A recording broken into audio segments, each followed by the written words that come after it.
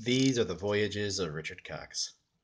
His never ending mission to explore strange new worlds, seek out new life and new civilizations, and boldly go where he's never gone before. I know it doesn't look as exciting as all of that, considering it's just a hotel, but this is my very first day in a completely foreign country.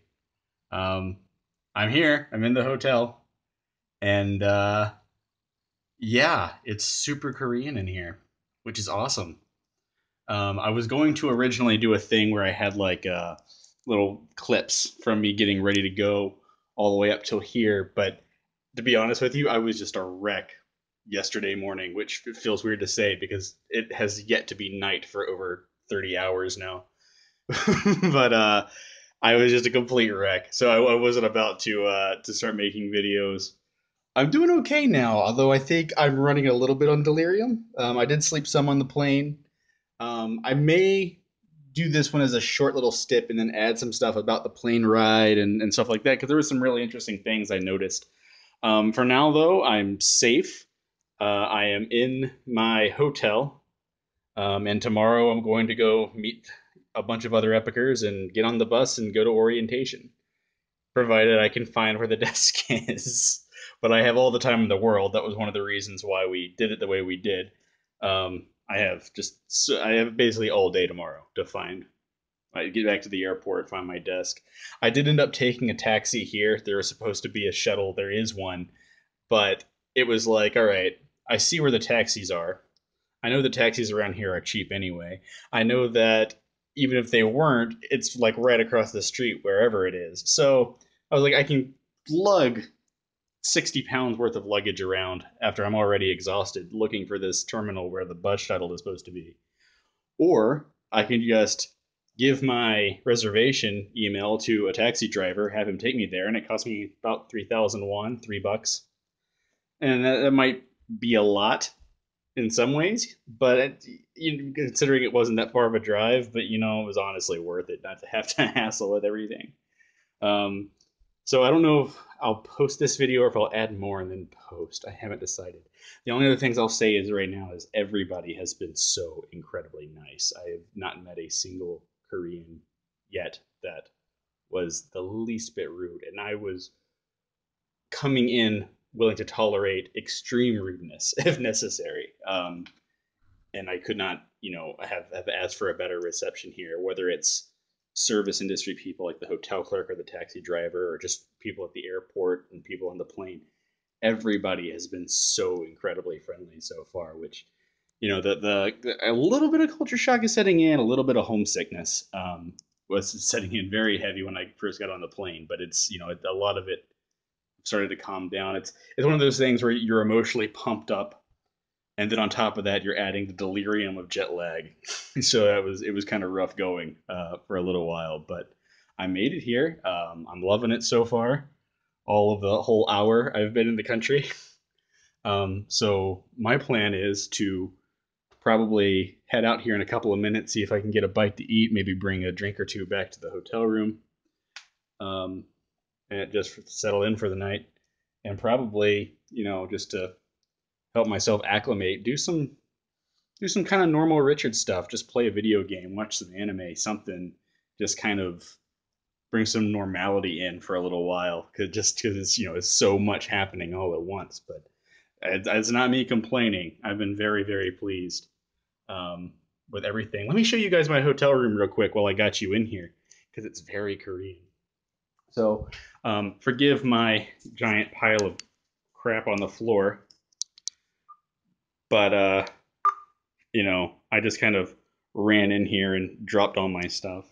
But by the way, again, this is my hotel, not my apartment. However, if this was my apartment, I don't think I would complain, and I won't be surprised if it's about this size, honestly. But you come in through the door, and by the way, they use keypads in the weirdest way here. They use them for everything. So like you go into the hotel.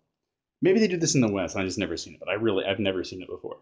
You go in and you get your keypad from the clerk and everything, and you give them your credit card for verification, and then I got into the elevator and I pressed 8 and I noticed nothing was blinking, no door was closing, and I was like, okay, and I was too delirious to read anything, but right below it there's a thing that says insert card here.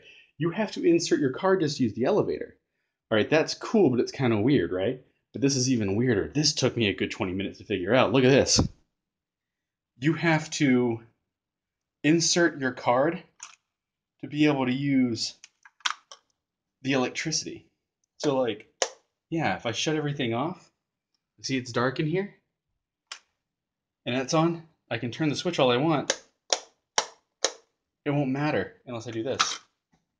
And then everything powers on. Isn't that crazy? I don't know. And they may do that back home, but I've never seen it. So when you come in, you'll notice there's like an area that's like carpeted and then goes up to a little plank. You've probably seen this if you've ever watched an apartment tour video, like I've watched a million of, getting ready to do all this. You know exactly what this is for. This is where you take off your shoes. And well, those are my shoes. These are the complimentary hotel slippers that I found in this closet because I knew that they would probably have some. I just used my mad Korean knowledge skills to deduce that there would be one. And then on my right side over here is the bathroom at this hotel, which I'm going to find the light for you.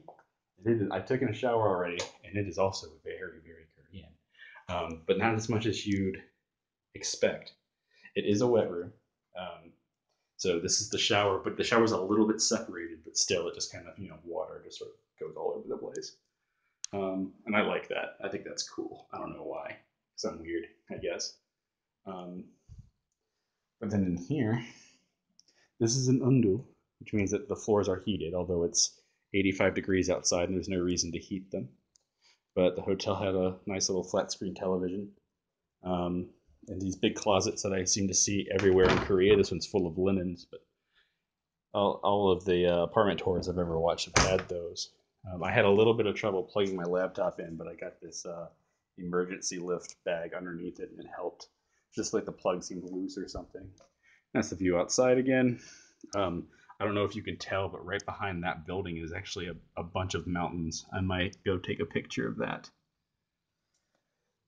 And I don't know if you can see down the street like I can or not, but then it leads, that road turns and then heads back towards the airport. And then there's this kind of weird table in the middle of the room that I imagine you're just supposed to kind of sit at. Just, I'm making a lot of assumptions, but I mean, what else are you going to do? I mean, I've seen traditional, meals and stuff had that way, so I assume that's what it's for. It's nice because there's so much space in here.